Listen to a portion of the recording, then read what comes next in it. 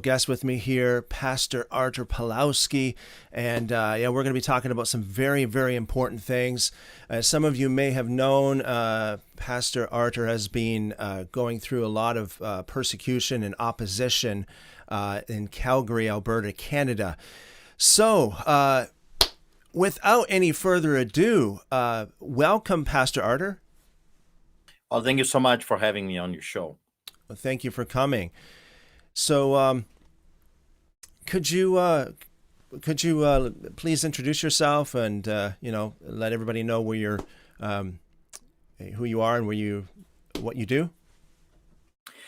Well, I'm a pastor in the city of Calgary. Originally, we came from Poland. We escaped from behind the Iron Curtain in the late 80s, beginning of the 90s. And we escaped to Greece through Turkey, believe it or not. Out of all the places, we spent 5 years in Greece until the Canadian government opened its borders for us. And like I quite often tell Canadian people about what happened. We met with the officer in Canadian embassy in Athens, and I will never forget that interview. The officer told us to sell everything that we have. We had very successful businesses in Greece and to come to Canada. They said Canada is the freest country on earth. Come to Canada. In Canada, no one will ever persecute you for your faith. And here we are, over 120 court cases, over 360 citations, and multiple arrests. I mean, I was charged criminally for everything you can imagine, and I was arrested for the most incredible things that you would ever imagine, including I was charged with terrorism for a peaceful sermon to the truckers and the farmers during the biggest attack on our freedom and on our health in the history of our beloved Canada. So I'm a father, I'm a husband, and we got three children, and we are still doing what we have been doing for the past 30 years, which is our main ministry is feeding the homeless and taking care of the most vulnerable people in our society. We feed thousands of people multiple times a week for many, many years. And believe it or not, it was that ministry that has been attacked over and over and over again. And during the big lie, as I call it, the past 5 years, it was the Canadian government that declared at the beginning of 2020. I don't know if you remember, but I have become the first Canadian to get a COVID ticket. So they came to our church mission, the soup kitchen, and they announced that we're in the middle of this, whatever, I won't even mention it, the lie, and that I have to stop feeding the poor. Of course, I disagreed because I told them, I said, listen, people, you don't make any sense. If we are truly in the middle of this crisis, then our services are needed now more than ever. If you're going to shut down shelters and soup kitchens, what do you think is going to happen to 15 to 20,000 different individuals facing homelessness on the streets of Calgary? They're going to turn to crime. They're going to break into houses, garages, cars, grocery stores. I mean, what do you think those people will do? They will fight for their lives. Let me feed them. And perhaps, hopefully, they're not going to hurt anybody during this crisis. Of course, as you know, the Canadian government disagreed. I appealed it to the mayor, I appealed it to the premier, I appealed it to his ministers. They do not care. They did not care. And instead, they sent the police, bylaw services, and health inspectors. And I end up with the first cover ticket. They did a big scene. They did a press conference with the chief of police, and from that moment on, 2020, it was an ongoing, non-stop game of intimidation, harassment, tickets. I received in 2020 tickets worth millions of dollars. I was threatened with arrest multiple times. And I don't know if you remember, but at that time, Canadian government canceled Christmas. I don't know if you remember that time when all the levels of government, federal, provincial, and municipal, came on television, and they just a few weeks before invited people, children, to have a great time during the Halloween. But a few weeks later, the same people went on television and they said, "We have to regret, but we're canceling Christmas. No one is allowed to have families. You cannot even have a coffee with your brother. We're going to send the police monitoring your driveways. If we see extra cars, the police will break the doors and arrest you all." So at that time, I invited all my family and my friends, as many as I could fit in my home, and we did a dinner. I took pictures and I sent to the devil and I said, "Come and get me." And then, of course, as you remember, I invited people to the biggest Christmas celebration in the country. And I didn't know at that time, but thousands of people showed up. We had gifts for the homeless and we were doing barbecues and great time. And I think I broke some kind of a record because we had over 120 police officers, 20 cops on bicycles, 54 police vehicles at our church service, chief of police, anti-terrorist, and special SWAT team that came. And according to them, the chief of police came as well. According to them, I did the unthinkable because at that time, I don't know if you remember, but the Canadian government outlawed singing. Singing was prohibited by law, and also they outlawed Lord's Supper. So, according to them, I endangered the entire city. I was told that I'm a grandpa killer, grandma destroyer, that the whole community is going to collapse and everyone will die because I hired carolers and we had Lord's Supper and we were eating with the homeless. And I ended up with 15 tickets worth millions of dollars. So that was my 2020. Every single time I was doing ministry, I was followed by the police, detectives, helicopters, marked police cars, cruisers, unmarked police cars with police officers inside. So that was my life for 20, in 2020. And then 2021 came, and as you remember, at that time they fenced with their cars. They blocked our church and prohibited our parishioners from attending the church service. So they had to go and park in another parking lot, and they came to the church. And it took us a while to fend off those hyenas, and then they came with a telescopic cameras taking pictures of our women and children.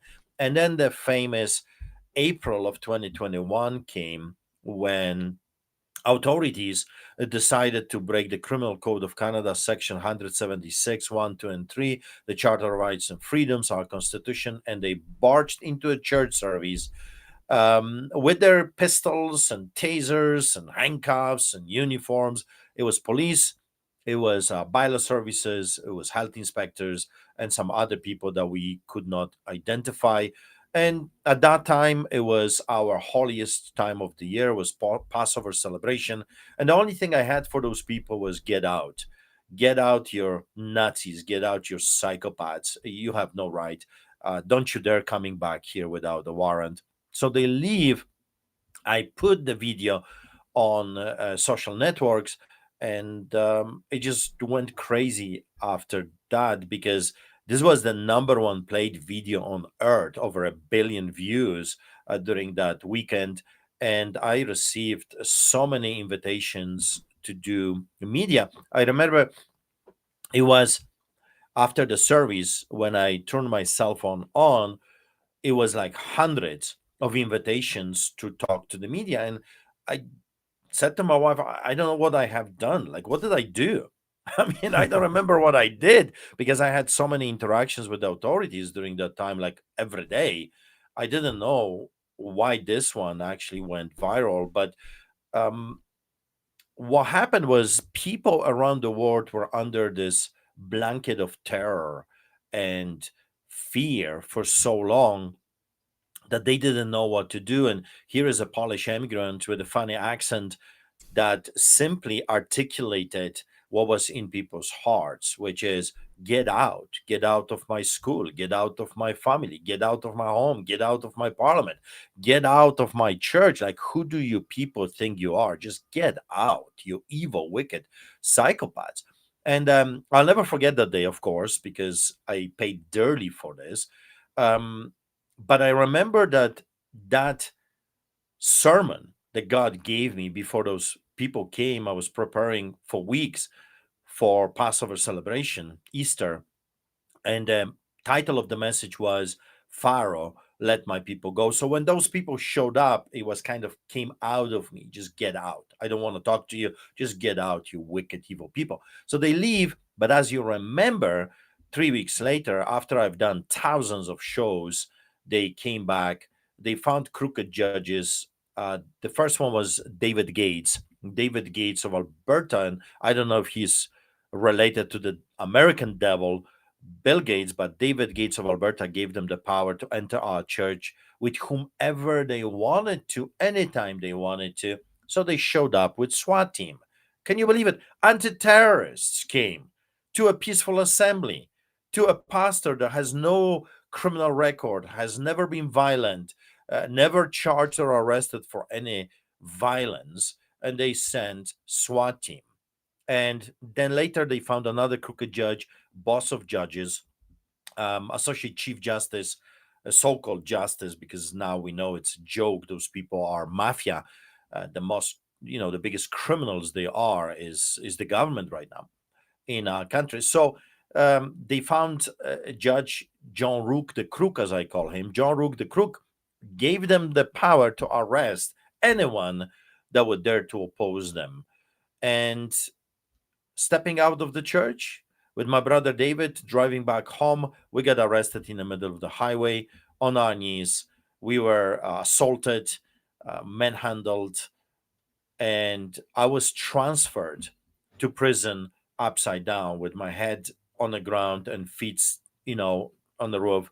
And we spent 3 days and 2 nights on concrete, lights so bright, and every half hour police would come and bang on the doors just to make sure we can sleep. So 3 days and 2 nights. And on Monday, we face another crooked judge, Adam Germain.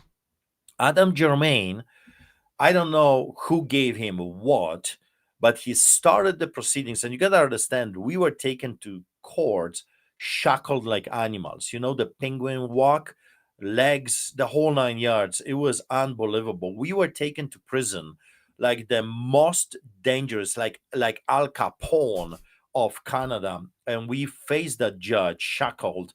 And he started the proceedings by quoting CBC and CNN that we're in the middle of this pandemic, blah, blah, blah, And I turned to my brother David. I said, he's not a judge.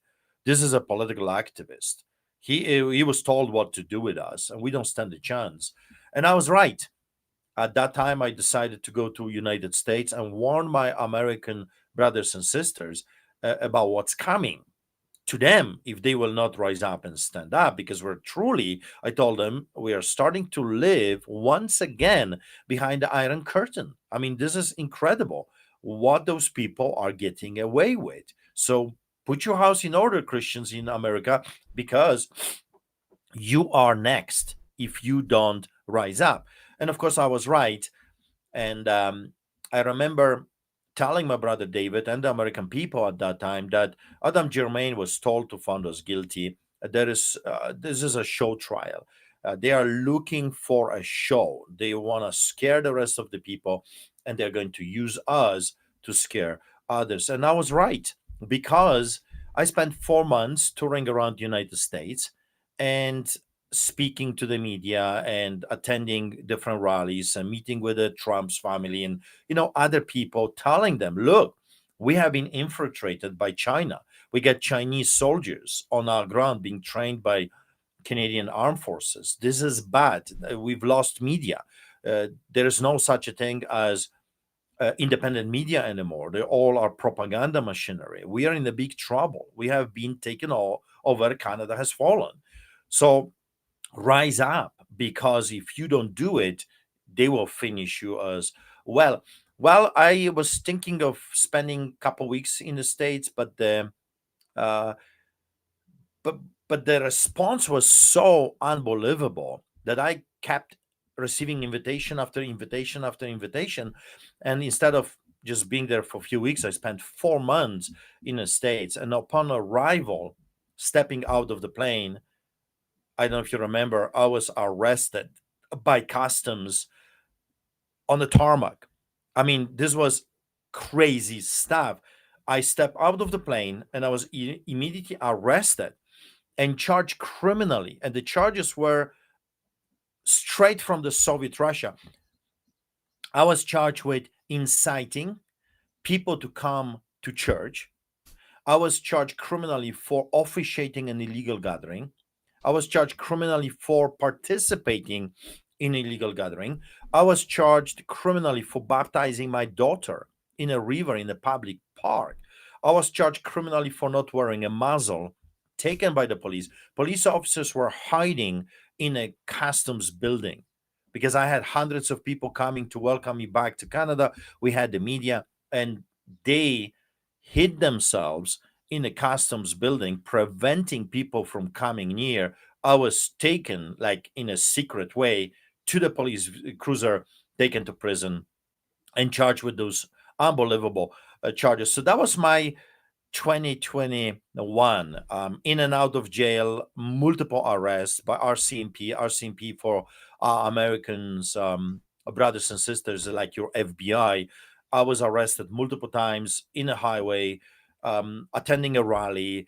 They were just looking for anything they can cook up. I was arrested even for going to Canada Post to retrieve my registered mail. Can you believe it? You receive from the government a registered mail. They're telling you that you're the only one that can pick it up from this location. You go to the location. The manager of Canada Post recognizes me from the news, refuses to give me my mail, which is a criminal crime in Canada. It's a theft of a protected, letters are protected by the federal court and federal laws. And instead of arresting them, I contacted the police and I said, listen, she stole my mail. I want it back. Can you help me to retrieve it? And I want to go after those people. They're thieves. So the police shows up, talk to the manager. Everything is filmed. They take my registered mail, give it back to me. And instead of charging the thief, they charged me with trespassing and arrested me and charged me criminally for criminal harassment. I said, that was my life 2021. It was absolute craziness. And then the truck convoy came. I don't know if you want me to kind of narrate how the timelines were going, or you want to, you want me Yes. to stop right now and ask you No. questions if you Yeah, please go ahead. So that was my 2020 constant harassment. 2021 arrests and tickets. During that time, I received, I think, about 50, 60 tickets, and I was in and out of court, in and out of jail with my brother David and other people. They've arrested my associate pastor multiple times. They were sending people with telescopic cameras. They were sending police, SWAT team, bylaw services, health inspectors. So this was 2021 on a regular. Like this was my life. Everywhere I would show up, I would be followed by armed police officers. And sometimes there would be 6, 8, sometimes there were 20, 30 police. And like I told you, the record is 100. I don't know, it was 150, 160 police officers during the Christmas celebration with the SWAT team and anti-terrorists. Now, 2022 stands up. My welcoming the year, if you will, with my brother David of 2022 was the 1st of January 2022. We got arrested in the middle of the highway coming from a peaceful assembly. In the middle of the highway, in the middle of snow, we got charged with ridiculous charges. And I remember my brother David was taken to one cruiser. I was taken to another cruiser. And the police officers were talking between themselves and they were saying, oh, we're going to charge him with this and let's charge him with that as well. And we're going to charge with, like they were making stuff up. As I was sitting there, handcuffed like an animal, they were making the crimes. They were thinking, what can we charge him with? What can we push it to make it stick? The level of corruption, I've never, even in communism, I have never seen the level of corruption that we witnessed in the past few years coming from the politicians, coming from the judges, coming from the mainstream media propaganda, coming from the crown prosecutors that have no problems manipulating and lying. In 2022, after we were released on bail, as you remember, the trackers started to roll. I received a phone call. At that time, I was called Canada's pastor because I was flying all over this country. I was doing church services at the, at the parliament. I was doing a different Supreme Courts in different provinces, rallies nonstop. This city, this province, that province. I mean, I was like exhausted. We were everywhere. We did our best to awaken the people because you got to remember that for people like me, immigrants, this is a crazy situation because we escaped police state, we escaped dictatorship, we escaped this. We came to Canada for peace, for freedom, and those that were born here, it was very hard for the born Canadians on the soil to understand what was really going on. But for us, it was no brainer. We could see it right away at the very beginning of 2020. I remember I went on television and I said, this is exactly what we remember growing up behind the Iron Curtain under the boots of Soviets, under the boots of communism and socialism. This is a repetition of history. Canadians, pay attention because even the wording they're using is identical to the one that I remember: illegal gathering, protest outlawed, and all those different things you hear. It was like straight from the book, How to Become a Tyrant. Copy paste, copy paste, copy paste. So we were very loud. And at this moment, beginning of 2022, I was very well known. I was all over the news, international news. I was doing rallies, and we had 20,000 people showing up every single week in the city of Calgary and tens of thousands in other cities around. So the movement was growing. And when the trackers called me, they asked me if I would become their pastor. And of course, they did not have to ask me for that. It was a greatest honor.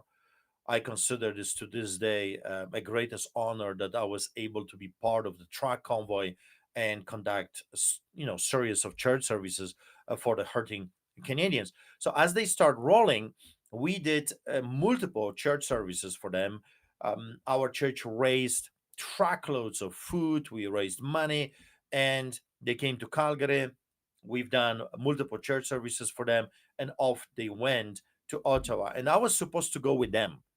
However, the movement here in Alberta was so big and the support was huge, and we didn't want to lose this. So instead of going to Ottawa, I wanted to keep the movement going here so we can support the truckers and raise funds for gasoline and for food and other things. So one leg went to Ottawa, another one went to Milk River and Coutts. Well, Coutts is a point of entry between Montana and Alberta. And the farmers and the truckers decided to put some pressure on the provincial government right here, because at that time the so-called conservative government, because you got to understand, we don't have a conservative government in Canada anymore. All those so-called conservative governments are liberal governments. There is very little difference between NDP, which I called communist, and the Socialist Party, and the Nazi Party, I call them the liberals, and the conservatives are almost identical. Those people are doing the same thing, they're standing for the same evil things. So we do not have in power a conservative government. So our own, in quote, conservative government arrested more pastors than the Chinese government during that timeline. So we wanted to put the pressure on Jason Kenney. Jason Kenney is a flip-flopping politician that promised that he will never lock us up. He did. He said, I'll never implement the Nazi passport, as we call it. 2 weeks later, he did. Everything he promised he's not going to do, he did and more. On top of that, when he was locking, arresting, and fencing churches and arresting pastors, he partied, hardcore partied, For example, at the Sky Palace, which he was caught red-handed, drinking whiskey, having food party, no social distancing, no muzzles, nothing. It's like the pharaohs of today that look at you and me, and we're just slaves to them. They are the elites, and they can do whatever they want. That was the conservative government, and they still are doing the same thing. They have not changed. You know, one law for me, one law for thee is the saying. That's exactly what we have right now. In Canada, they pretty much can get away with murder, and they do, and there is really nothing we can do about it. So we were putting pressure in Milk River and Coutts, and I remember this phone call I received. Rallies were growing again. 20,000 people were showing up every week. The momentum was there, the support was huge. The whole nation was hopeful, and not just the nation, around the world people were looking, paying attention what is happening in Canada, and they were getting courage to do the same thing. So little convoys started in many countries, and then it was growing and growing, and Australia was rising up, and England and France and Poland and United States did their track convoy. So the momentum was there, and I received a phone call, and I was told, Pastor, can you come to Milk River and Coutts, because there are police officers dressed in black with machine guns pointing them at our children playing street hockey, and people are really depressed. Can you come and cheer them up? So I packed the car. I took my worshiper, speakers, food, my son Nathaniel, and off we went to Milk River. Milk River was completely blocked by the RCMP. I don't know how many police vehicles were there. Many. The whole thing was completely seized, blocked. So we could not go to Coutts because of the blockade. So I decided to do a church at the Milk River. And there was thousands of people. And I want you to understand what I saw, because you have seen the news, you've heard the lies, what the truck convoy was all about. I'm telling you, I've never seen more peaceful assembly of people in my entire life. Those Canadians that came from all backgrounds, all colors, and all religions. They came together as Canadians. They were loving each other, praying with each other, singing songs, making food. Someone brought barbecue, someone brought pizza, other person was cooking chili. They brought fire pits because it was minus 30 in Alberta. Bouncy houses. They brought horses, cats, dogs. I mean, it was like family coming together. It was the most incredible thing I have ever seen in Canada. The love, people were crying, hugging each other. It was so beautiful, it was so peaceful. So I did the church service for them. We had Lord's Supper, we were singing hymns.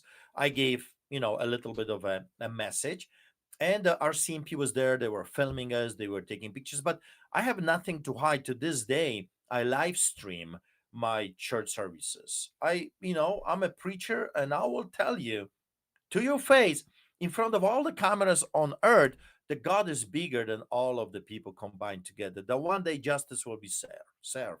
That the truth is more powerful than the lie. And that I have seen this in history, and we will win eventually. We will win eventually. So I finished one service in Milk River, which is about 12, 14 kilometers from Coutts, from the point of entry. And I went to the RCMP and I said, listen, I would like to do another church service in Coutts. Will you open the barricade for us? And you know what? They did. They did. They opened the barricade, and they let me with our worshiper with food. We brought food for them. We brought some money for gasoline. And they opened the barricade, and we went to Coutts uninterrupted. We were taken to a saloon, Smuggler's Inn was called. It's like a restaurant in Coutts, and there was hundreds of people over there. And I did another church service. So you've got private property, peaceful assembly of people, and a pastor telling them, "Hey, stay peaceful. No guns and no swords." 3 times during my sermon, I reminded the hurting Canadians not to be violent. This is not a violent uprising. We have more power than all of the police officers combined together. And we can paralyze their system by simply refusing to cooperate with them. like the Polish people did. And I had a hoodie that said Solidarity Movement, because you got to remember, I grew up in a country, and with my own eyes, I saw the power of the general strike. I saw the power of the Solidarity Movement with Lech Wałęsa in 80, 81, and 82. I saw the thousands upon thousands of people taking it to the streets, and they did it with a cross, and they did it with singing hymns, they did it with Jesus, and they were peaceful. So that's pretty much what I was telling Canadian people. Stay peaceful. They don't have enough police officers to arrest us all. There's more of us than them. Do not cooperate with them. Let's paralyze their system by refusing to work for those people. They think they're pharaohs. Well, we will show them who has more Pharaoh or the people. And that's pretty much what I said. I said, with God we win. I had a hoodie that said solidarity, and in the back it says, with God we win. And we went to our knees. I prayed for the people. We had Lord's Supper. We were singing hymns. We had the dinner together. Nothing really crazy. A normal church service with the hurting people. And it was recorded, was posted on social media. There was police there, not a big deal. No one stopped us, no one harassed us. We went back to Milk River. We ate with the people there, and then we went back home. Saturday we had another 20,000 people rally. Sunday we had another big rally in, I think it was High River outside of Calgary, big one. Park was completely full with people. And I remember I told the people, remember their names, remember the names of the villains, because one day we will revisit this. And one day we're going to go after those people for what they have done to us. And it was all peaceful, no problems. Tuesday, I was supposed to go back to Coots with some resources and food and donations. And I stepped out of my house, and I'm telling you, I've never seen something like this before. This was truly a takedown of El Chapo of Calgary. There was every force in the country that was there. It was detectives, undercover police. I didn't know, but later we did find out that they were parked outside monitoring me 24 hours, 7 days a week. Undercover police with their undercover vehicles.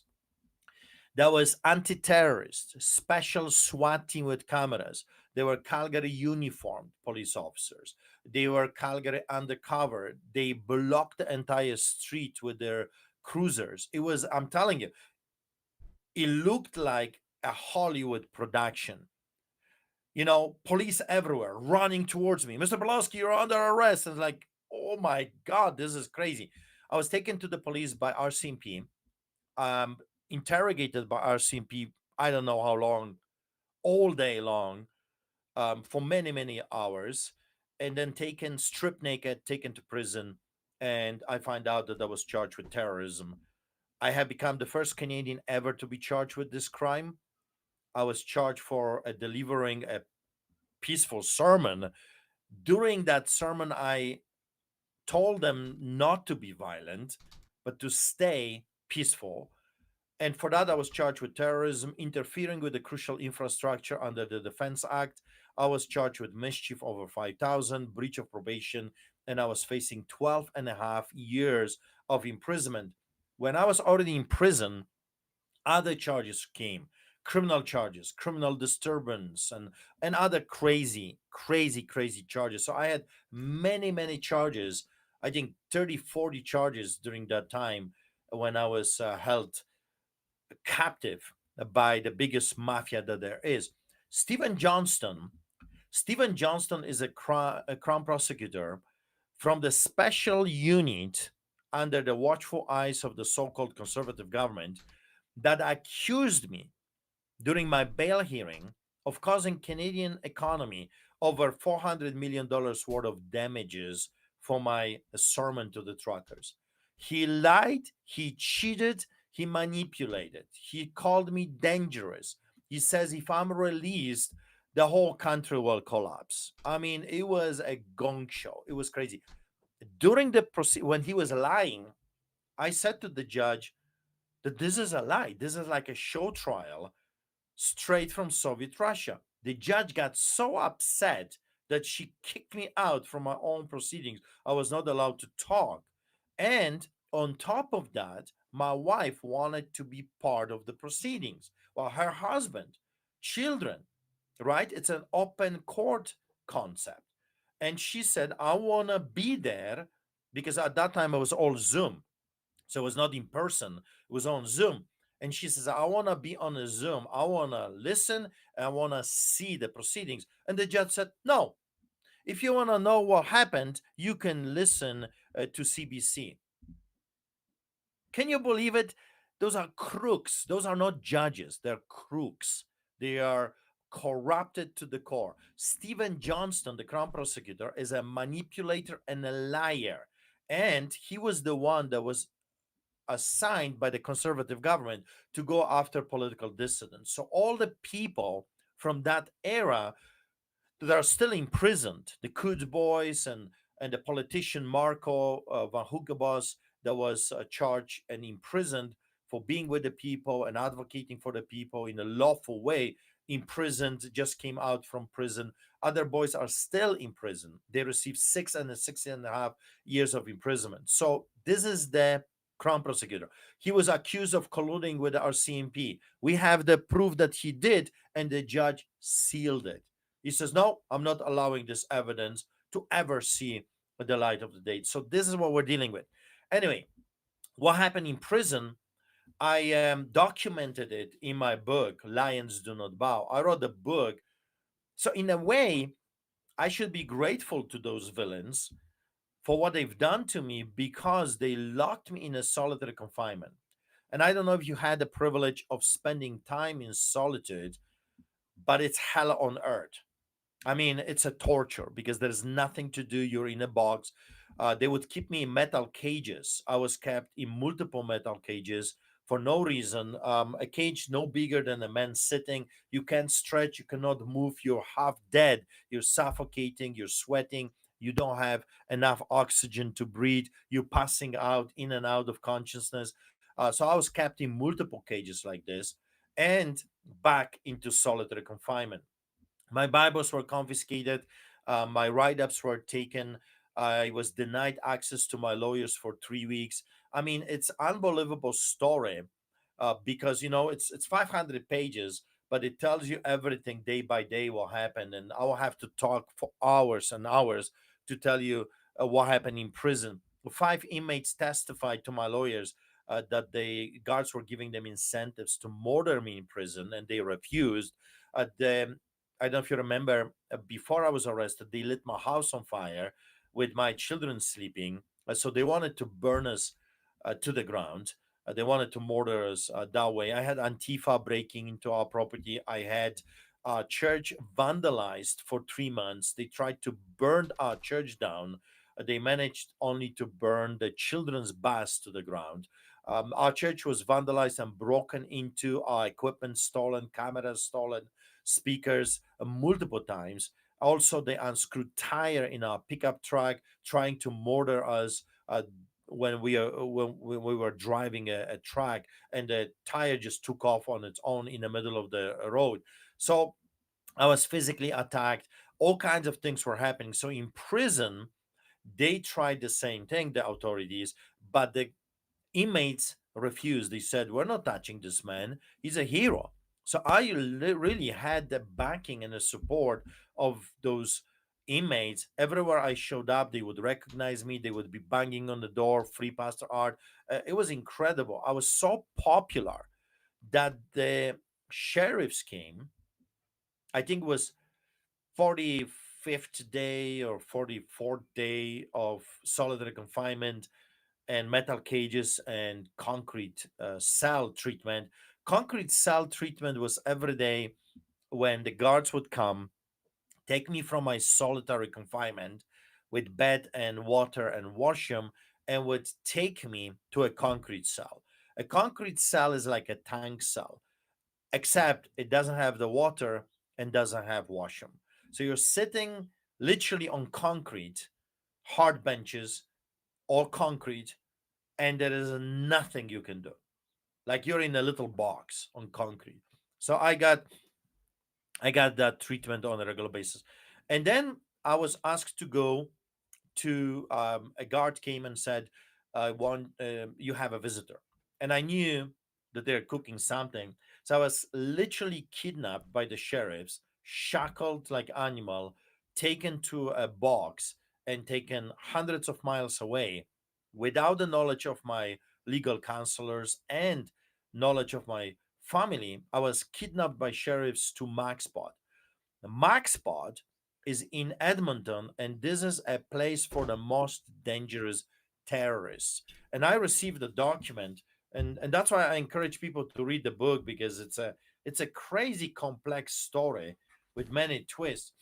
But in the book, you will be able to see a document that I received. And by the way, here are the papers I wrote the book. My manuscript I wrote on a pieces of papers in prison that the inmates would be sliding under my door, and it's request forms, different request forms that I would write everything I was observing, the background story, the get out video, why I was arrested, my interactions with the authorities, politicians, media, and all those different background things are in the book.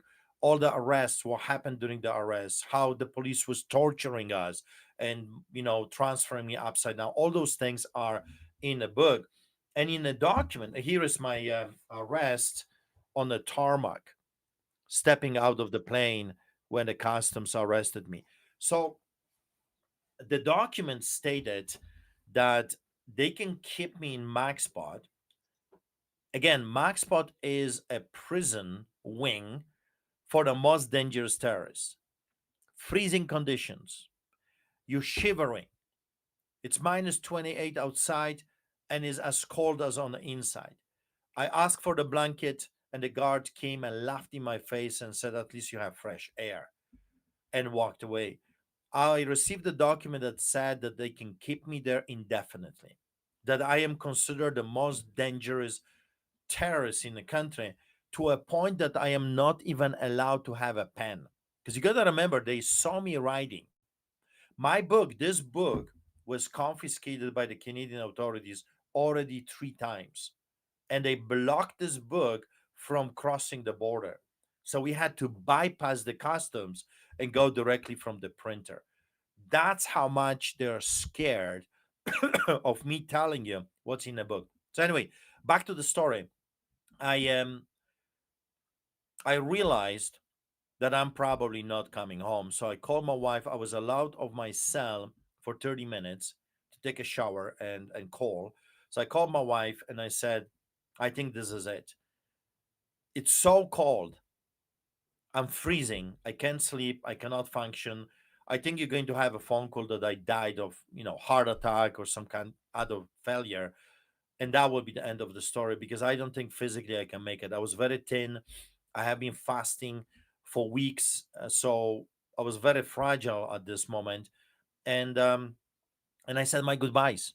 I said, I think that's the end of the story. I don't think I'm going to make it. And I was guarded by 3 guards, and I was the only inmate.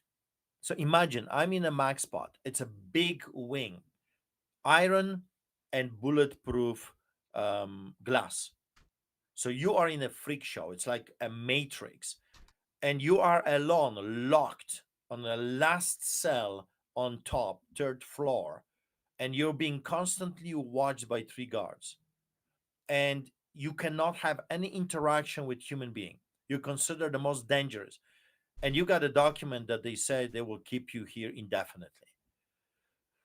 My wife did the right thing. She calls the lawyer. She tells what's going on. Lawyer sends a letter to the judge. Judge reads the letter the next morning. That scares the remand center, because remand center is a privately owned prison. So that scared them. And the next day I was taken from Maxpod to a psych ward. I spent a week with a schizophrenic that chopped his brother to pieces with a machete, and without the evaluation of the doctors and without even the knowledge of Alberta Health Services, completely illegal, Soviet style. That's why I call them the Nazis and the communists, because they're doing exactly what the Nazis did, exactly what the communists did. Communists dealt with the political dissidents by locking them in mental institutions and drugging them up. In the Remand Center in Calgary and in the Remand Center in Edmonton, twice a day, inmates are being given for free highly addictive narcotics. And you would think that narcotics are being smuggled to prison by inmates, right? Hollywood productions, and it's a big deal. In Canada, no. The drugs are being given to the inmates twice a day by guards and nurses. Guards and nurses are giving narcotics, highly addictive narcotics, to inmates twice a day. I saw them snorting, I saw them selling, buying drugs. All kinds of things are happening, all with a blessing of government and funded by taxpayers' money. So I realized that the whole system is a revolving door. They're hooking the inmates with highly addictive narcotics. Then they are being released. They go to the streets. They need the drugs. They go back to the crime because they're very expensive, and they are back in the remand center. It's a never ending river of money, flow that never ends, ensures them that they will always be at capacity. And that's the system in Canada right now. The so-called healthcare system, prison system, so-called justice system, all is homelessness is all corrupted to the core. So I spent a week with a guy, and the funny part of this is that you got to remember I was considered the most dangerous inmate in the country. I was not allowed to have a pen. I mean, if I had a pen, someone would die. So I'm being taken against the law to a prison with a schizophrenic, a psych ward. I walk in and I see about 15 pens and pencils on a little table. So I said to him, I am considered so dangerous, I cannot have a pen. And he looks at me and says, well, you can have mine. So he gives me his pen, and I kept writing the book. And as you know, the book was confiscated multiple times. We managed to get it back. And then eventually I sent it to America, and American publishers published the book, is right now available, amazon.com for the world, and for Canadians, amazon.ca. And I think if they even have free shipping if you order the book. Lions Do Not Bow on amazon.ca. Eventually, the judge learns what is happening to me, releases me on bail, and I spend a year and a half on house arrest. I faced the judge, another crooked judge, Gordon Krinky, that was especially assigned by the government to preside over this case. He finds me guilty on everything. And Adam Germain, remember the judge before? He found us guilty as well. And we have become the first Canadians to be given something that they called a compelled speech order, which is the judge Adam Germain ordered us to recite government approved script every time we talk to anyone, which is completely illegal. Even in China, maybe in China, North Korea, Russia, they're doing stuff like this, but it's completely illegal. And I remember I said to the judge, I will never obey your order. And you know what happens when the judge gives you an order? You can be found in contempt of court order. But I said, you can arrest me anytime you want. I'm not going to obey this order. I am a pastor and I tell people the truth. You want me to lie to the people, and I refuse. So we got arrested later on and taken to jail. But the Gordon Krinky found me guilty on everything, including terrorism. And it's quite a fascinating part of the story, because when I was convicted of terrorism, a month later, this lying crown prosecutor, the manipulator Stephen Johnston, and there is a big chapter about this guy, how crooked he is. There is a picture of this guy as well. So if you want to know how the devil looks like, well, you can see it in a book. He Month later, he withdraws the charge of terrorism. So they take me to the ringer. I'm already 2 years in jail, house arrest and imprisonment. And then after the conviction, he withdraws that charge because we said we're going to challenge this with a Charter of Rights and Freedoms, uh, a charter challenge, and he withdraws the charge and he leaves mischief over 5,000 and a breach of probation. And I was facing at that time 12 and a half years of imprisonment. Gordon Crinky looks at me and he says, I can put you to prison for 12 and a half years. And then he stops the proceedings. He says, I need to consult this with others. We don't know who those others were. He comes back and he says, you're free to go. Time served. During the house arrest, I was approached probably about 10 times by different government officials or operatives. I was offered from the government. I was offered $2 million to shut my mouth. I was offered a guaranteed seat at the legislature. I was offered a government job, $250,000 a year, and all kinds of other perks were offered to me if I will just shut up. And I refused. So after about 8 months of attempted bribery by Danielle Smith and conservative government, Danielle Smith took over Jason Kenney, but she's as corrupted as Jason Kenney. And her government is still the same government, the same people that arrested us and imprisoned us during this big lie. So um, after they realized that I'm not for sale, then they started to send people that call themselves political fixers. I don't know if you're familiar with the term.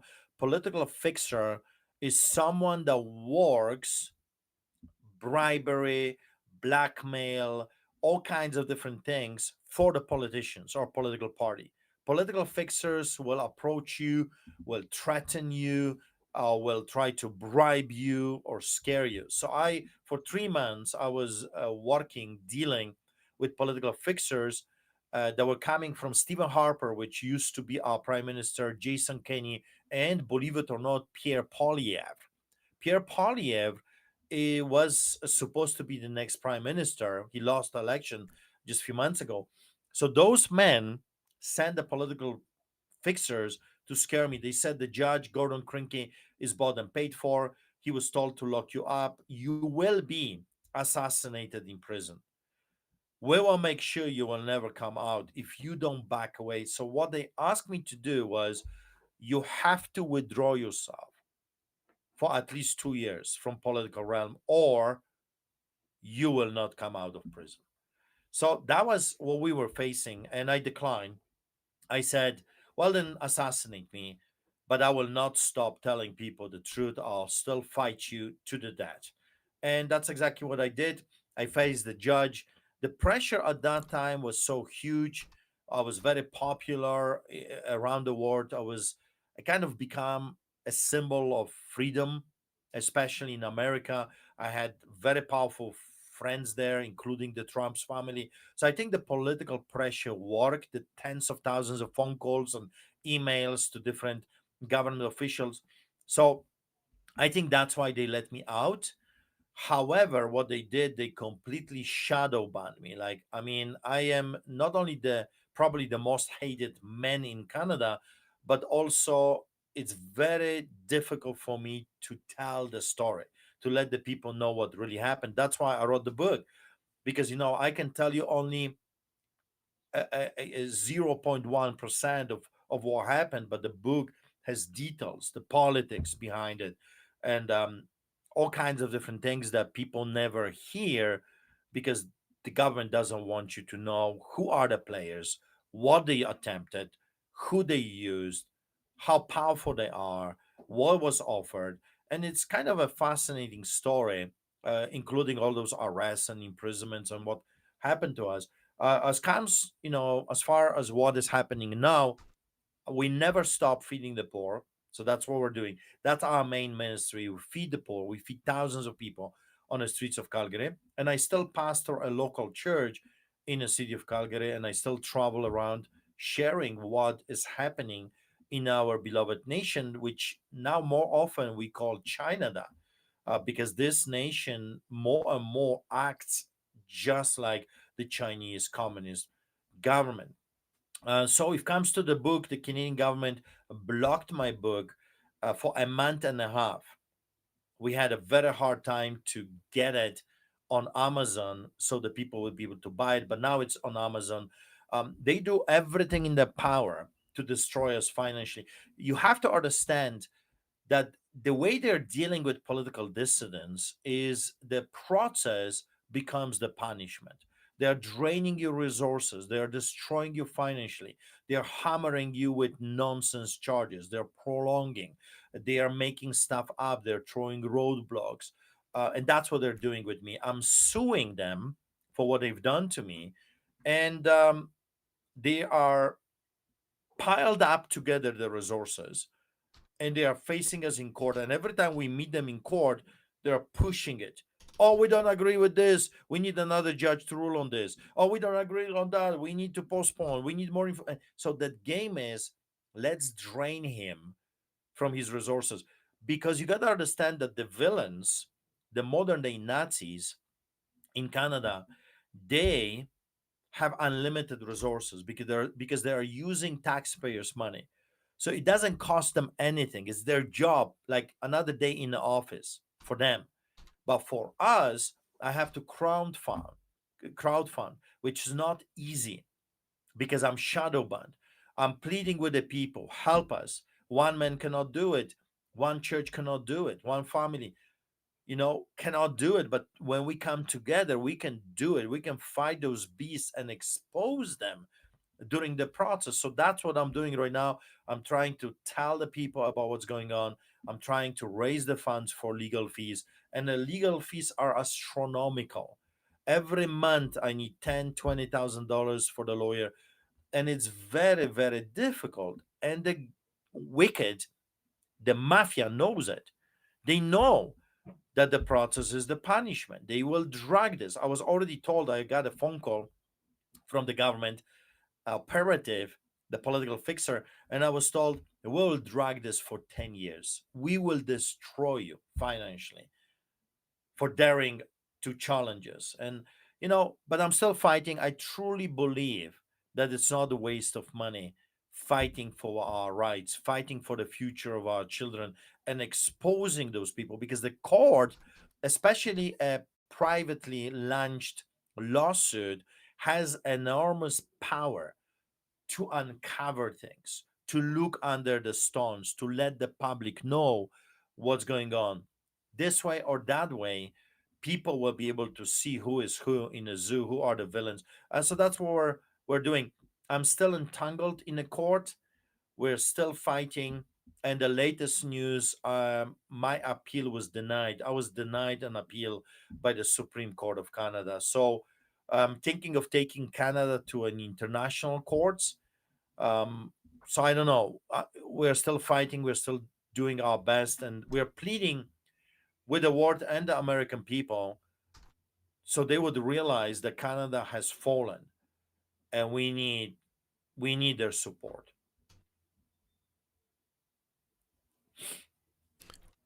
Wow, that's an amazing fight that you've been through there.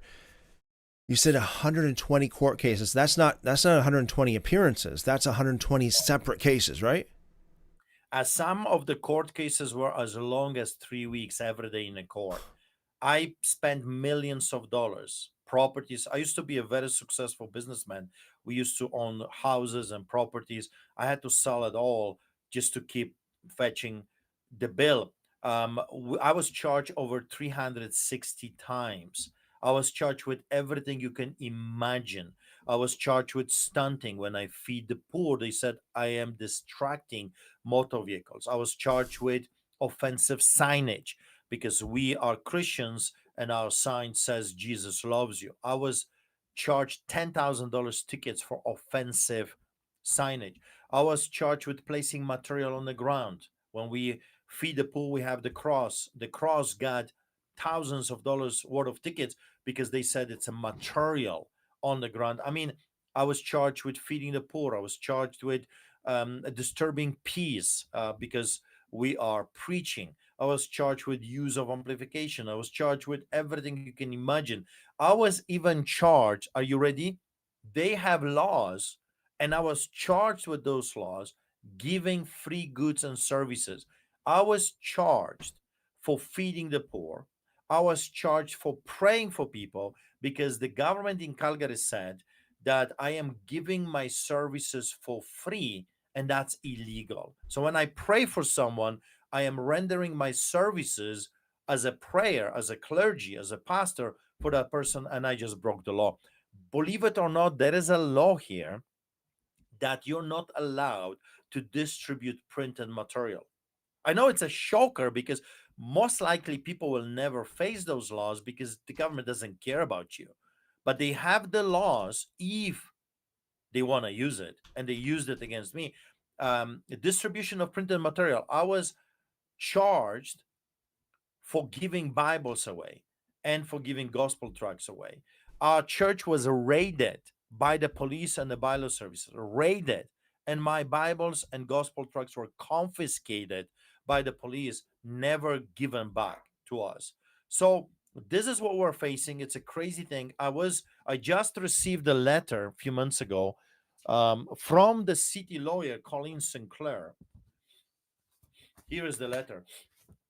And in the letter, she threatens me with another arrest. And she says, if I continue feeding the poor in front of City Hall in a protest of what the government is doing, I will be arrested with the contempt of court.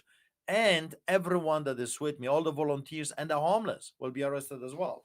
So, believe it or not, a crooked judge gave them that power that they can arrest Christians. So you've got Muslims yelling from the river to the sea, screaming bloody murder against the Jewish people, protected by the police and the government. You've got native displays right now for 3 years regarding the fake story of the children. Remember? So they have that display right now for 3 years, and they can do that. You've got Khalistani Indians, East Indians, protesting and having those big swords, walking around with swords, protected by the authorities, nothing to see. You got Ukrainians protesting, no problems. But Christians, if you dare to do it, we will arrest you and we will throw you in prison.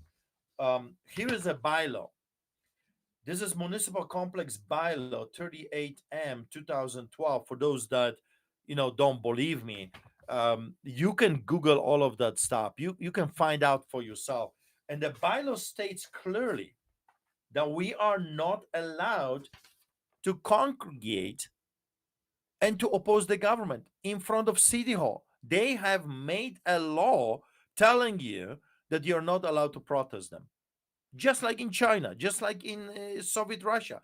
The government in Calgary says, no, you cannot protest.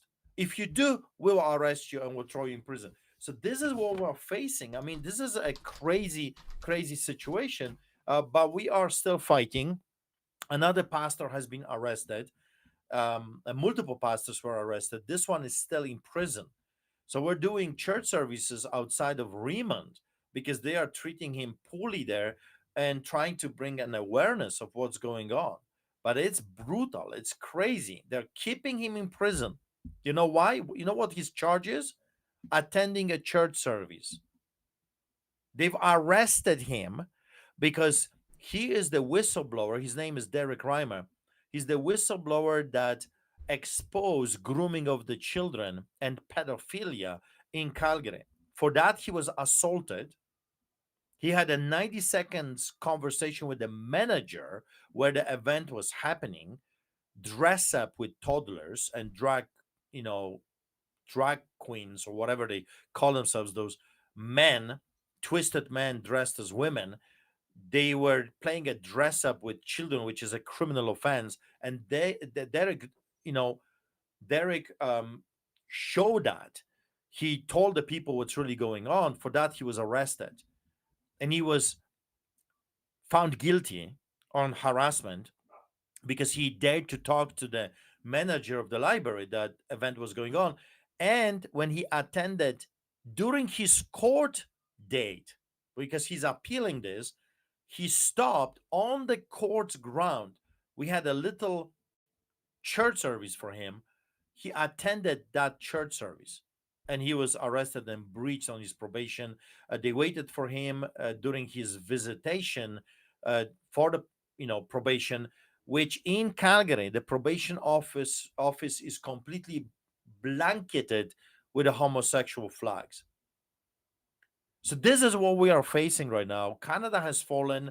We're being ruled by pedophiles, crooks, corrupted politicians, corrupted judges, corrupted crown prosecutors, corrupted probation officers. They're promoting state ideology and hunting down those that dare to expose what's really going on. So he is rotting in prison a month right now, and they refuse his bail. And they are playing a game of, oh, we cannot meet this Friday. Oh, let's push it. Maybe next week. They don't even have a date at this moment for the trial. That's what we're facing right now in Alberta under the leadership of conservative government. And you don't have a better. You got a snake, a devil, a mafia man, Doug Ford in Ontario as well. So he's as wicked as our premier. I just today this morning I saw a picture with our devil and your devil walking together during one of the meetings. We are truly in trouble because the conservative governments are doing this to us, and they have nothing to do with the conservative views or moral standards. So, Christians, we must rise up. If you love this country, I want to plead with the patriots. You must rise up, stand up while you still have that window of opportunity, because I'm telling you, those wannabe pharaohs will never stop until you have nothing. And they're telling you this: you will own nothing and you will be happy. Your premier conflict of interest during the big lie, his company was printing all the signs that he implemented. So he implements law, and his company is being hired to print all of those things. Remember that? In Calgary, in Alberta, is the same thing. The premier just finished her multi-million dollar mansion in Costa Rica. So those people are, they are taking the funds, they're taking taxpayers' money, and they're allocating themselves in a places of escape. They are destroying our country, and they have a backup plan. So, do you have a backup plan? Because I'm telling you, they are all destroying this country, and they have a place to escape if something goes bad. But the rest of us, we're stuck here under the gun, fighting for our lives and for the future of our children. What are some practical things that Canadians can do, or Americans, or whoever else that is concerned? Well, first of all, support the fight. My brother David has this saying, and by the way, the whole family was targeted. My own brother David was arrested with me 13 times. My son, so our son Nathaniel, he was denied to study in Canada because of what we do. He wants to become a lawyer and fight the injustice, but he was denied um, his ability to finish school in Canada. He had to move to United States to finish law degree there, but he dared to testify uh, before the European Parliament about what was happening to his father.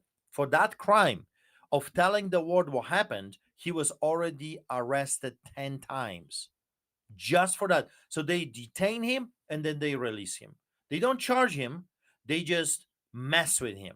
They want to hurt the family. So they detain him. There is a warrant for your arrest, and then off you go. Next time, there is a warrant for your arrest. He gets arrested, let go. And then the next time, that happened to him already 10 times because he dared to testify before the European Parliament. So, remedy, how we can fix this? Well, the number one thing, we have to bring God back to this nation. This nation was built on the word of God. In parliament, you've got what, 25 verses on our parliament, on Peace Tower. Our national anthem is a prayer to God. God, you know, God hear our humble prayer, right? Uh, we, the Charter of Rights and Freedoms, which is the highest law in the land, it has a preamble, whereas Canada acknowledges the supremacy of God and the rule of law. We need to bring God back to this nation. So that's the number one thing. Then my brother David has this saying, we are in the trenches. We are willing to fight for you, but you need to supply the bullets. We are shooting at the Germans, but we need you to back us up. We believe me, one family cannot do it. Even Donald Trump, as rich as the man is, as powerful as he is, he had to turn to the people to to support him financially because his bills were in hundreds of millions of dollars. And that's the game. The game is to destroy you. The game is to make sure that you are not able to fight them. And that's what they're doing to us. So support us if you can. I mean, anything helps. A dollar here and dollar there. Everyone can send something. Please help us out, because if we are gone, why is this so important? Because if they will eliminate us, you are next. People do not recognize, they do not understand that we are standing in their way of going after the people. We are like a shield at this moment. We're the whistleblowers. We're fighting them. We're pushing. We're opposing them. But if we are gone, if they will manage to destroy us, they will come after you. That's not Artur Pawlowski speaking. That's history. History is teaching us that the first they eliminate political dissidents. Anyone that opposes them goes first, and then they go after the rest of the people. So do not allow them. Help us. Go to streetchurch.ca, streetchurch.ca, chip in a little bit. You know, if thousands of people would just give $5, hey, we got another few months of legal bills. It's not that difficult. It's not that big of a deal for people, but it is for us. And I'm turning always to the public. I say, like, how can I do this? I mean, I don't have billionaire friends that can fetch the bill. I'm just a little pastor from the province of Alberta that is feeding thousands of people. We're already stretched to the limit. If you want your liberties, if you want your, um, you know, future, a normal future for your children, support the fighters, support the soldiers, support the warriors that are willing to fight. I'm not afraid of the villains, but I need to have everything at my disposal to survive this attack on our liberties. So that's one thing. Second, share it. Share the story. Buy a book. I got only $2.50, I think, or $3 from the book. So it's not a big deal, but it adds up. The story gets out, people read the story, and they will, by reading this book, you will understand why I am so passionate to fight, because there is nowhere to run, my friends. The whole world went nuts. Where are you going to escape? There's nowhere to go. The globalists want to take over the whole earth, so we must fight here. I could escape communism from Poland, from behind the Iron Curtain, and I came to Canada. Where are we going to escape now? Where are we going to go? They are taking over the whole globe. So fight. Let's fight for our beloved Canada. Get the book, Lions Do Not Bow, Amazon.ca for Canadians, Amazon.com for the world.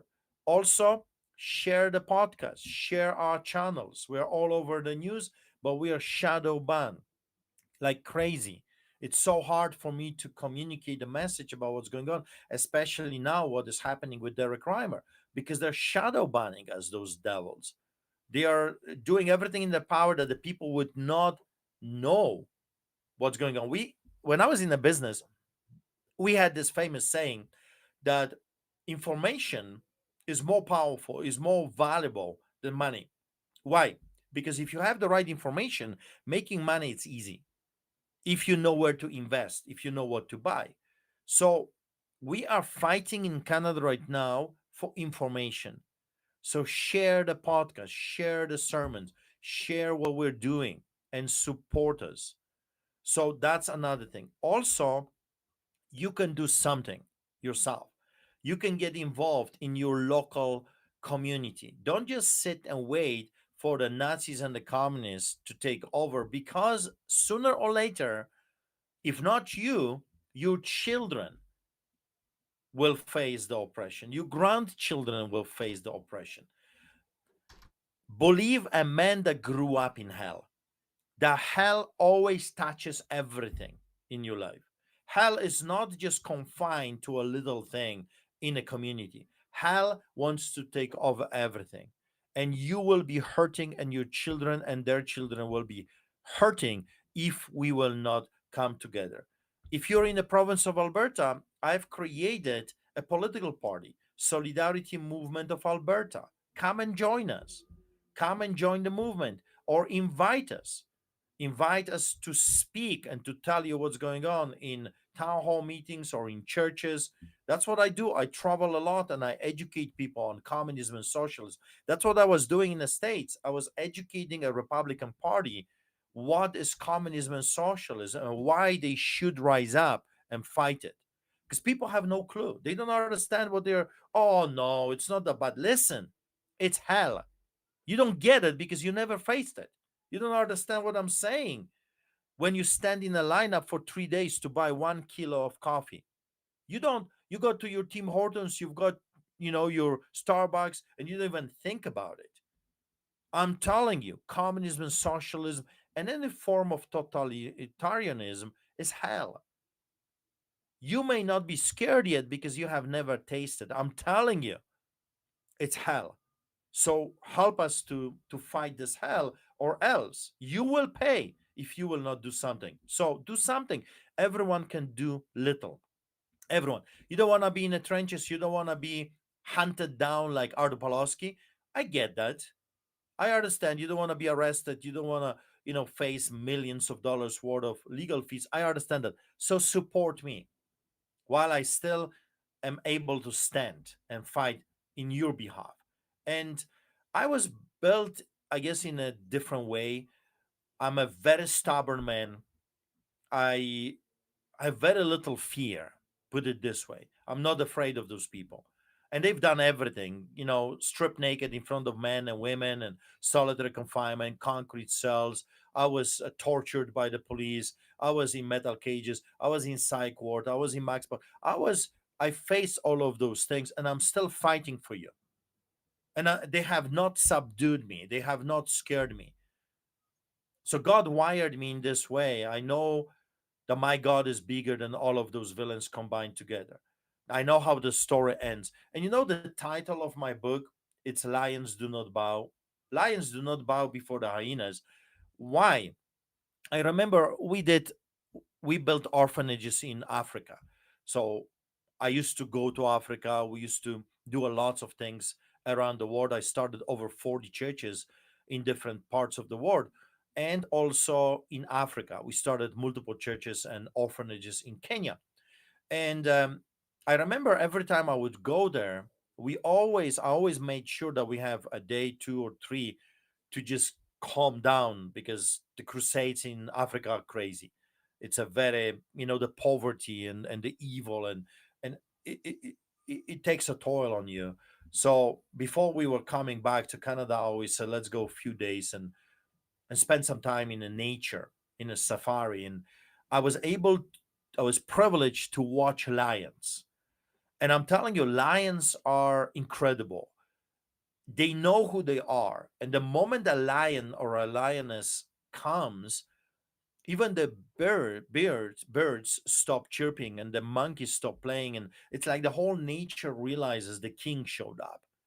It's like the majesty and they know who they are. They don't bow to no one. They know that they are the kings of the jungle. And they are not they're not the strongest. They're powerful, but they're not the strongest in the jungle, and yet they know who they are.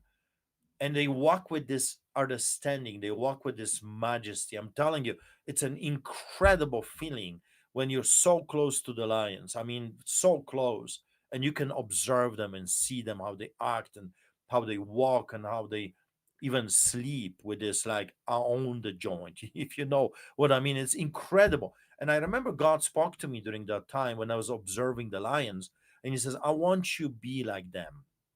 I want you to walk with your head high. You're not a victim. You are a victor, because everyone that is with me is a victor, not a victim. Know who your God is, how powerful your God is, how amazing He is. He died for you on the cross. He rose from the grave. He is Alpha and Omega. He's the beginning and the end. He's the creator of everything, including the villains. They wake up in the morning and they're alive because God allows them to be alive for a purpose, which sometimes we don't understand. I don't know why God created cockroaches and rats and mosquitoes and ticks and politics. I don't know why the ticks are around sucking the blood out of us, but He knows, and that should be good enough for us. In the end of the day, justice will be served. God is a judge of judges. Every man will face Him one day. Every man will give an account for all the evil they have done. Also, you gotta know who you are in God, that you're a son of the Most High God, that God is for you, not against you. Greater is He that is in you than the one that is in the villains. So know who you are, know who your God is. When you have that knowledge in your heart, you will walk like a lion. That's why lions do not bow before the hyenas. Good man refuses to bow before a wicked man. We have somebody in the live chat that asks, "How do I donate?" I think what I'll do is I'll share my screen. You said streetchurch.ca, so I'm gonna just share my screen here, and Yeah, streetchurch.ca is the easiest and it's a secure transaction. Um, so you go to PayPal, donate, right? Street yeah, street. and yeah, Okay. go down and you see donate. You can put your own amount. It says 50 here. You can put whatever, $5 or whatever you want. Also, because of the 21st century, you can even donate using crypto if you want. If that's what God puts on your heart, you can donate doing this.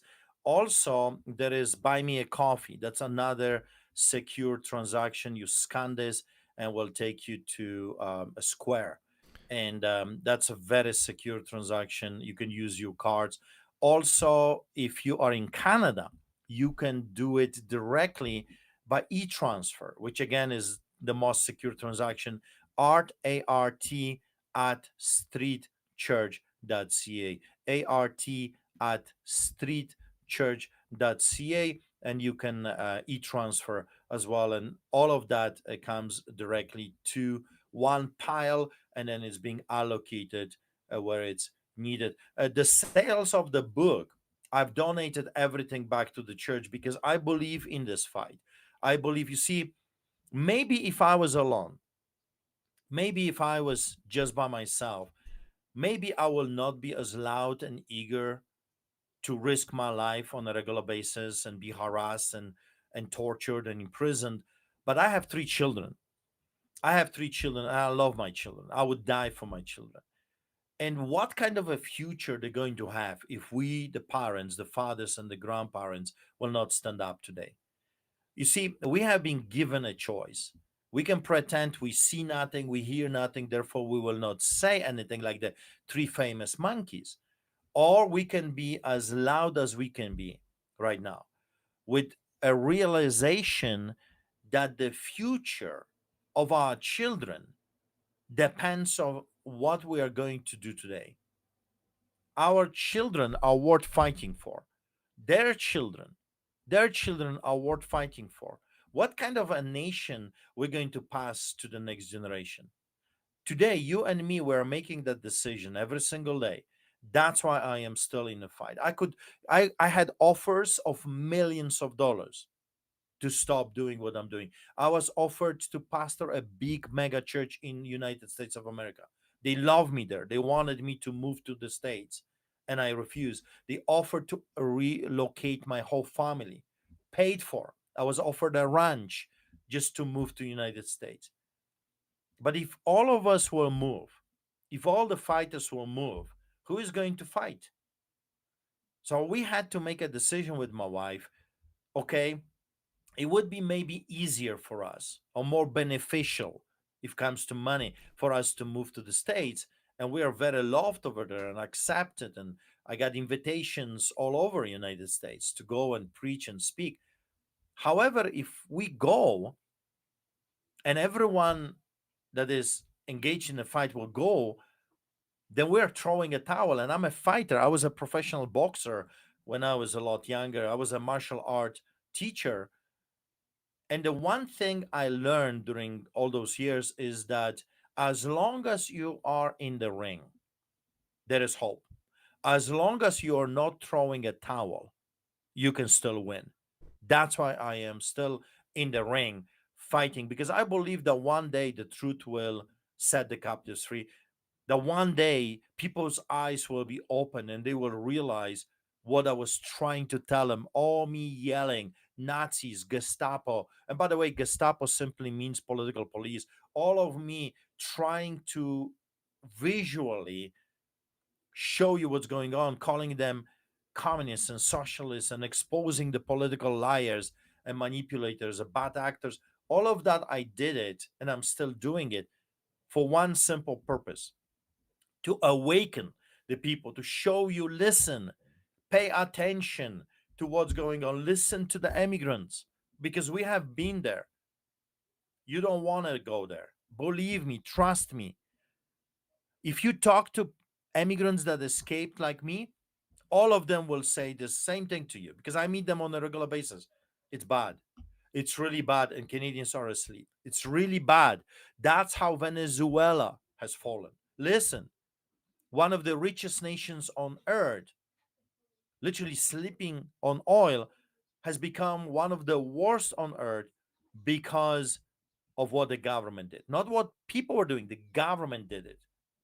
That's the same thing is happening right now to Canada. Government is your worst enemy at this moment. The government wants you enslaved. The government is coming after your property. The government is coming after your bank accounts. The government is coming after your houses.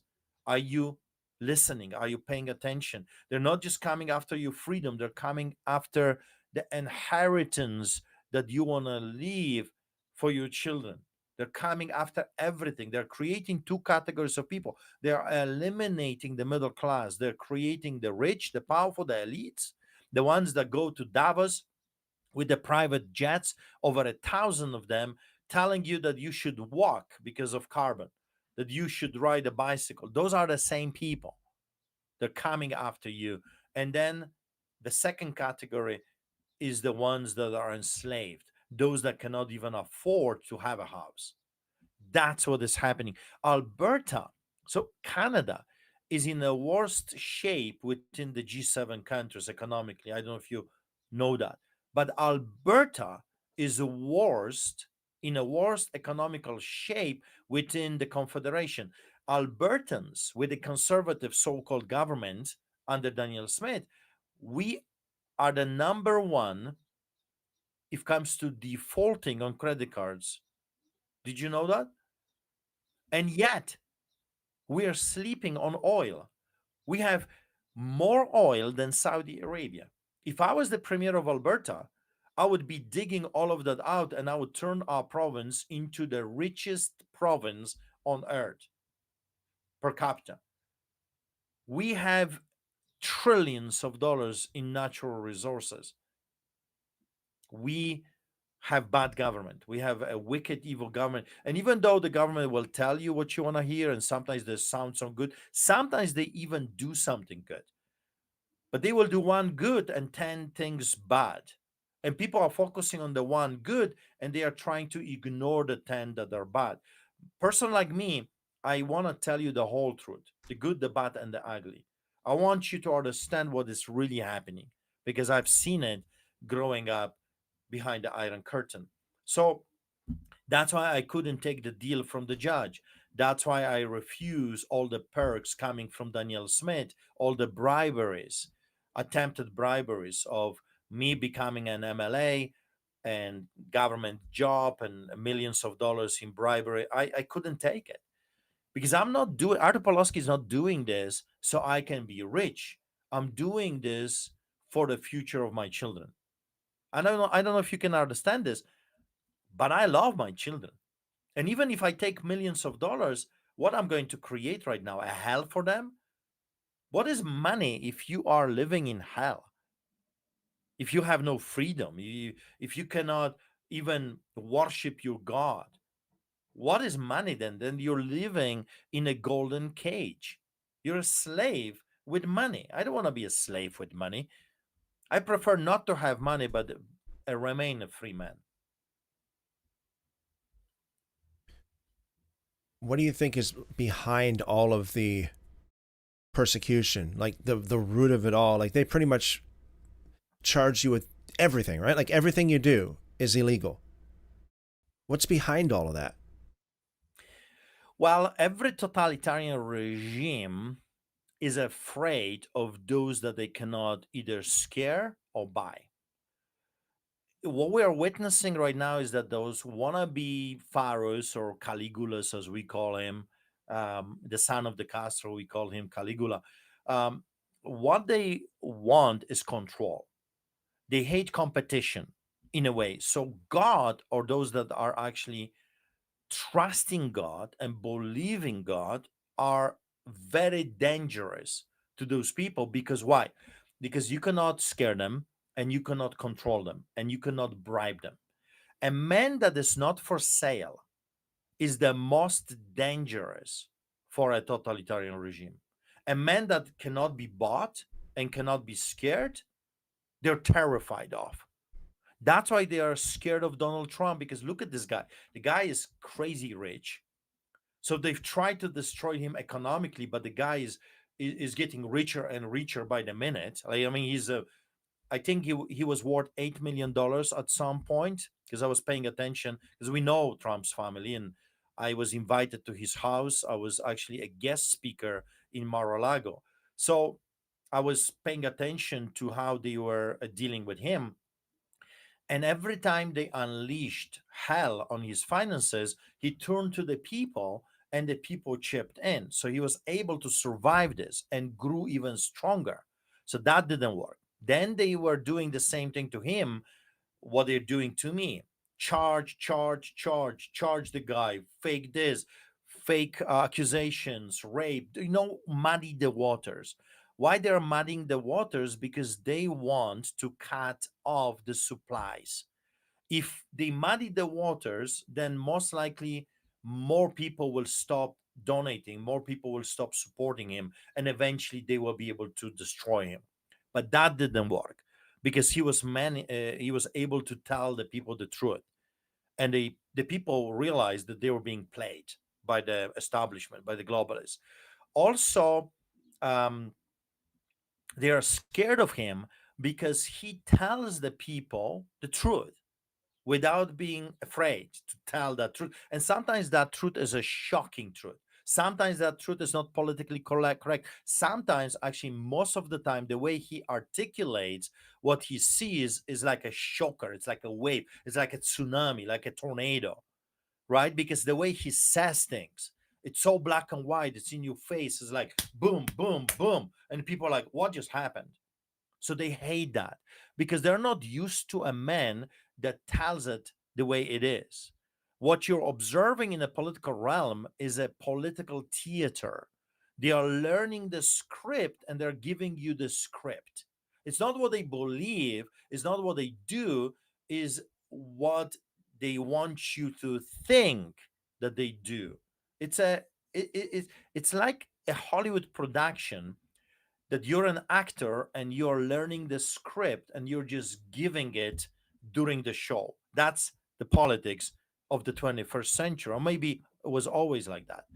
But Donald Trump is a man that says it in a most brutal way, the way he sees it, the way he believes it. They hate that because they cannot control him. Also, everything he does is in front of cameras. So he's letting people know how he feels, what he's doing, how he's doing it, what is the reasoning behind. And the people love it, because suddenly they have a man that is not thinking they're stupid and he's just playing them. He's inviting them to participate in what he's doing. They suddenly become part of reawakening or making America great again, if you will.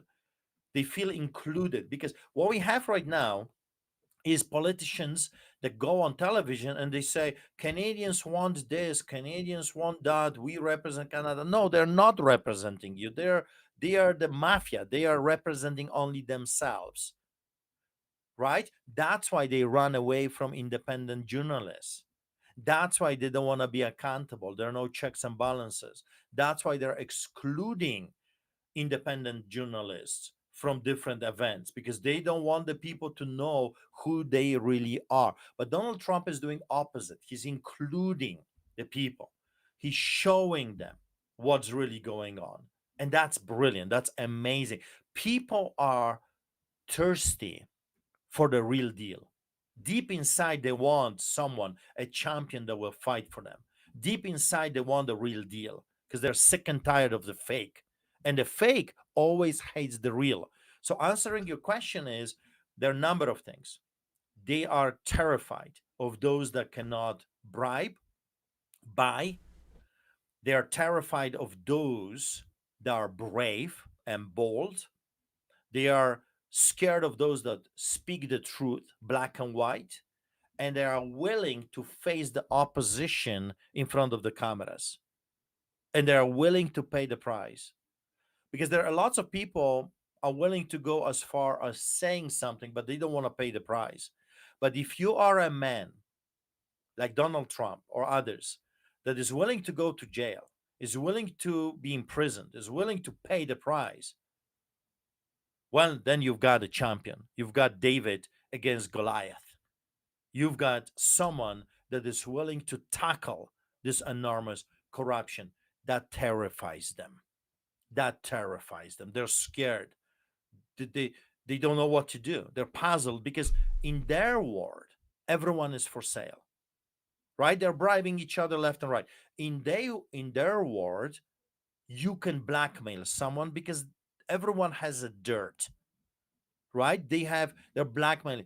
For example, Pierre Polyev, and this is a real story from an insider, a member of parliament that was told allegedly, put it this way, as a disclaimer. He went to China, and when he came back, he was a different man. He did something in China that compromised his integrity. Now the Chinese have something on him. I don't know, maybe sexual or whatever it happened. We don't know. The Chinese know. But Pierre Polyev is a different man since he came from China. Well, that's why, because they have something. They got goods on him. But what if there is a politician, a man that has no dirt, that there are no skeletons in the closet, that they were digging and digging, like on me, they were digging and digging and digging and digging for 25 years. They're trying to find dirt on me. And you know what they came with? It's so crazy funny in a way. They accused me of kidnapping my wife when she was 7 years old. So that was the official story that everyone ran, that I kidnapped my wife. Well, the, the thing is that we are the same age. My wife was born 1973, just like me. We're the same age. We've met for the first time when I was already 20. We are 6 months apart, and in March, and she was 19 and a half. I was at her 20th birthday. We're the same age. And yet the story circulated for a few years that I kidnapped my wife. And the funny part of the story is that I kidnapped her from her father's house, but my wife was born in prison. My Her mom, so my mother-in-law, she forged documents under communism to escape. She wanted to escape hell, and she wanted to use a fake passport to go to Berlin, to the other side, to the west. And many people escaped. And if I could, I would escape earlier, but we eventually escaped in 1990. My father escaped a year before. So my mother-in-law wanted to escape. She made a mistake. She went to say goodbye to her best friend, and the best friend called the authorities. She was arrested while she was pregnant with my wife. So my wife was born in a communist prison, and she never met her father, her real father, until she was already an adult. But the official story went I kidnapped my wife from her father's house, which she never met, and I confined her. I think was the story. I kept her, kidnapped her, and kept her for many years until she became my wife. And they come with this ridiculous, crazy things because there is nothing else. There's nothing else. I live stream my stuff. I pay my taxes. I don't like paying my taxes, but I do. It's a system that we are in, and I don't have a choice, so I do pay. Everything is black and white, and all the activities I do is live streamed and recorded. I don't hide. All it's in the book. If you really want to see juicy stuff and my accusations, I'm doing it publicly. Why am I doing this publicly, Christopher? Because it's the truth. That's why. I'm not ashamed to tell you that Stephen Johnston, the crown prosecutor, is a liar. He's a Why am I not being sued by those people? Because they know I have the truth. They know that I have the goods that they lied during the proceedings, black and white, court transcripts, them lying and manipulating to the judges. They know that. They know that. They know that I'm not making stuff up. My allegations, I encourage people to read my, here, it's legal fight. It says legal fight. You can click on that, and there is my lawsuit. I remember the first time I read it, like my hair stood up, and like, my God, this guy went through hell back and forth. Because sometimes you detach yourself from what happened to you.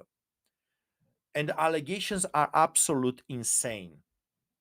When my lawyers spent 3 months putting the allegations together, I didn't realize how many bad things happened to me in a very short period of time. Because when you go through this, you don't want to dwell on poor me, I'm a victim, look what they've done to me, right? You move on. You don't dwell on the past. You grab the sword and the horse, and you go off the battle. You don't like, oh, poor me, I'm depressed right now because of what they did to me. No, I'm not depressed. I'm a happy camper, if it comes to my life. But I'm a warrior and I'm a fighter, and I want to fight this great injustice. And the only way I can do it is by suing them, by bringing this whole case before the public eyes. And that's what I'm doing right now. Every step of the way, public will know who did this to us, who was responsible, which politician was sending the Gestapo, the political police, to hunt us down. That's why. That's why the establishment is terrified of people like me, because not only they tried to break me, I wrote a book about it, and I'm writing another one because it's not over. It's to be continued. So I was approached by a few people. They want to turn this into a movie, this whole story, because it is a crazy story, and it's a fast forward, um, like a Hollywood, criminal story, action movie, if you will, with all the arrests and the craziness that happened. So I have no intention of stopping. I believe that Canadians deserve to know the whole truth, and I'm fighting for the future of my children. That's amazing. So, those who are listening live, if you have any questions, drop those in the live chat.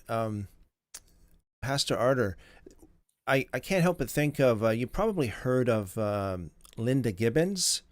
Have you heard of her? Not only I've heard about her, she's my personal hero and a friend, and I white-hatted her when she came to Alberta. We white-hatted her. White hatting in Calgary is like giving honor.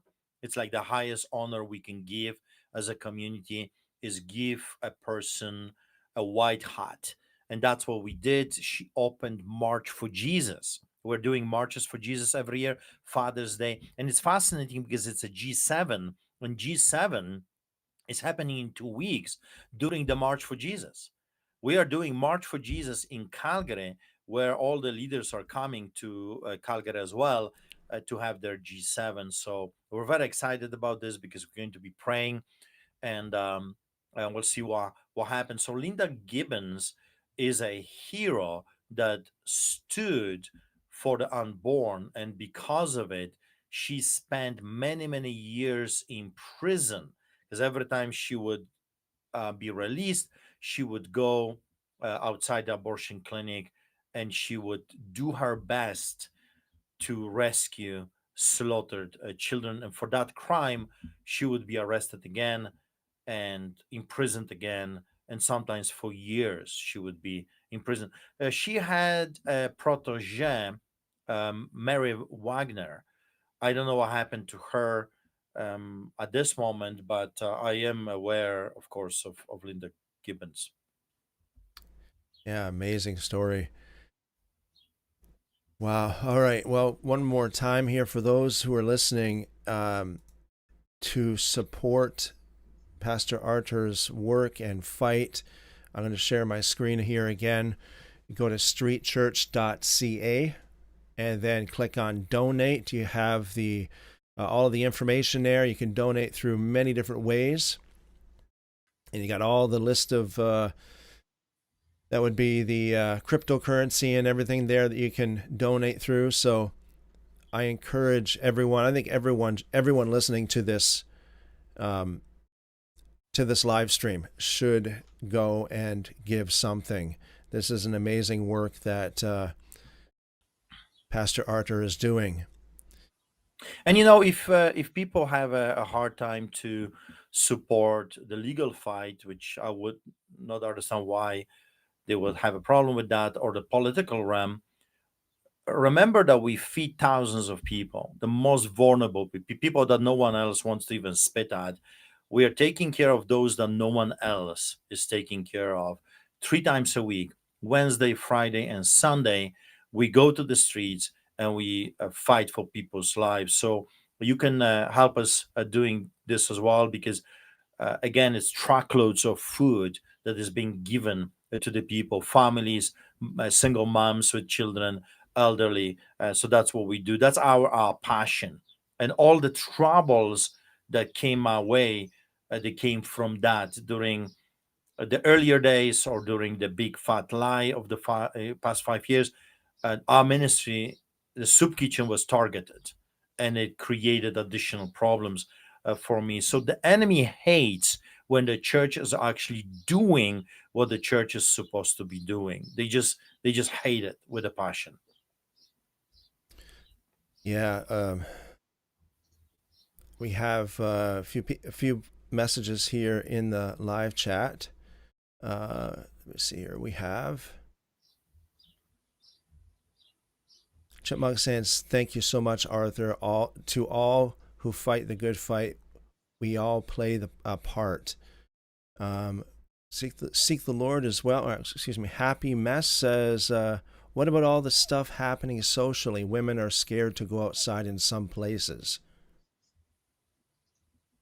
Well, that's what happens when a nation kicks God out and replaces him with the devil. Then you've got terror, you've got fear. I remember when I came to this country in 1995, Calgary was one of the safest cities in the country. But this city actively was doing and still doing everything in their power to remove God and Jesus. Well, you replace God with Satan, what do you will have? You will have bloodshed, you will have terror, you will have rapes, you will replace good people with people that hate you. And that's exactly what Canada is doing.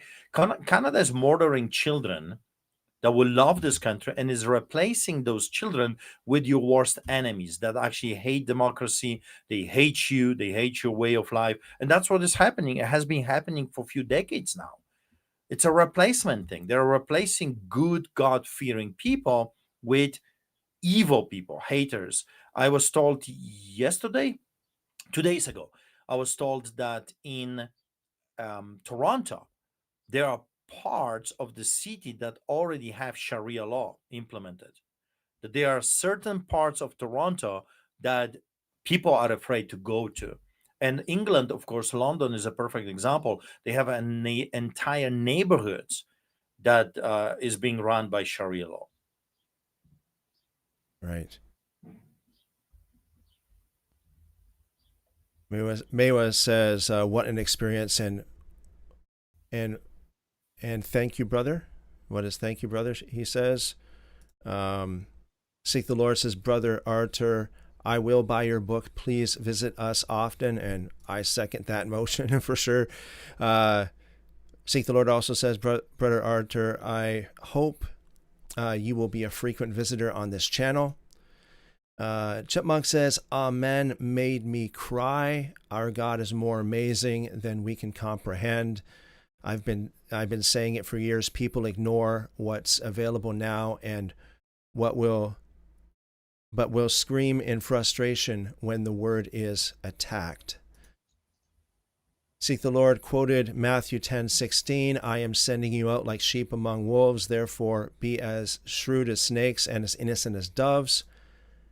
And again, Seek the Lord quoted Isaiah 6:8, "Also I heard the voice of the Lord saying, Whom shall I send, and who will go out for us? Then said I, Here am I, send me." Chipmunk says, "Amazing testimonies. May God look over you and protect you in all ways the enemy is dumbfounded on. Thank you for fighting the good fight. May we all have the courage of a lion, the truth of the Lord, and the passion to stand on the rock." Happy Mess says, "Yes," and "Wow, thank you." And Chipmunk also says, "Yes, would love to see you again." Yeah. Amen. I want the people to understand something, that when I'm sharing the story, I mean, they've done everything at their disposal, including trying to murder us and multiple times. But this is not the story of look what the enemy has done against this man and his family. No, this is a story. Look what the mighty things the Lord has done for me and my family and the church. Because in the end of the day, you, I'm on your show and I know who I am. I know how powerful my God is. And I know that we win in the end. I've read the Bible many, many times, and I know how the story ends.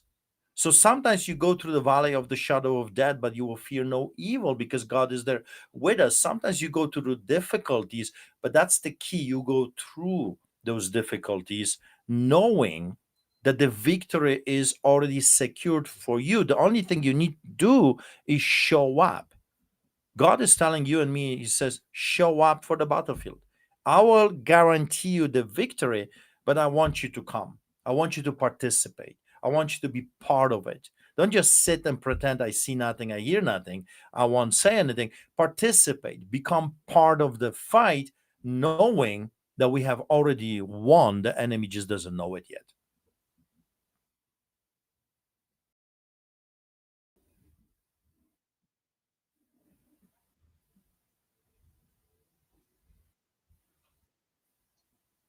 All right. I hardly ever say something like those who really know me and those who know what we do here on the live streams. You know that I hardly ever. I don't think I've ever said this about anybody else, but I really urge everyone within the sound of my voice and those who will be listening to the clips and the live replays, because this will be available as a live replay afterwards. I urge you all to do whatever you can to support Pastor Artur. I think it's just an amazing work. Chipmunk says, "We go through these things to prepare for what is coming. It brings glory to God. The enemy will see one day." And Seek the Lord says, "Brother Artur, you are a battle-hardened warrior. Praise God, and may He bless you richly and abundantly."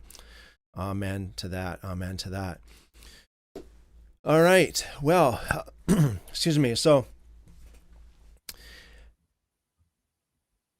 yeah, so I'm gonna wrap it up with that, Pastor Artur. I thank you so much for your time, and thank you for sharing what God has put on your heart to share, and the things that you've been through. It's just been absolutely amazing.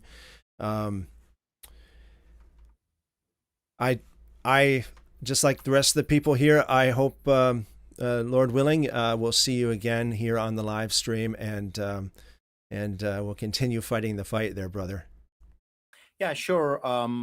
Let me know when. There's so much more. I mean, I just wanted to share my story a little bit of what happened, but God has been speaking to me about what's coming, about Goshen, about the Red Sea moment, economical collapse, famine, window of opportunities, and all kinds of different things that are coming because He's preparing the remnant. He's preparing His church. He told me about the separation between the real and the fake, the goats and the sheep and the wolves, the fake shepherds, and what is coming, what is happening, how he's going to be protecting and providing for his people. There's so much things that God is telling us in this season that if you want, let me know, and I'll gladly share it with the people. How can they protect themselves? What they should do for what's coming, and what's coming is going to be it's going to be so severe that it's going to shake everyone. And God wants his children to be well, not only aware of what's coming, but well protected and provided for. So, yeah, let me know, and I'll gladly come back and tell the people what is brewing, what is happening. Well, yeah, absolutely, absolutely, brother. It has been an honor and a privilege to have you. Uh, One more time, everyone, streetchurch.ca. Donate to, just click on that donate tab and do whatever you can, as well as buy Pastor Artur's book on Amazon. Pastor Artur said it's available on Amazon.com as well as Amazon.ca. So go over there and make sure you buy that book. And yeah, Lord willing, we'll have you back there, Pastor Artur. Thank you so much, Christopher. Thank you. you. God bless you abundantly. Amen. Amen. All right, folks. Blessings. As I always say, I pray that keep on calling on Him, keep on calling on God, and He will show you great and mighty things. And love you guys. Good health, long life to you all. And as I always pray over everyone, that the Lord bless you and keep you, make His face to shine upon you, lift up His countenance upon you, and give you wonderful, wonderful shalom, that peace. Amen, amen. Okay, guys, thanks.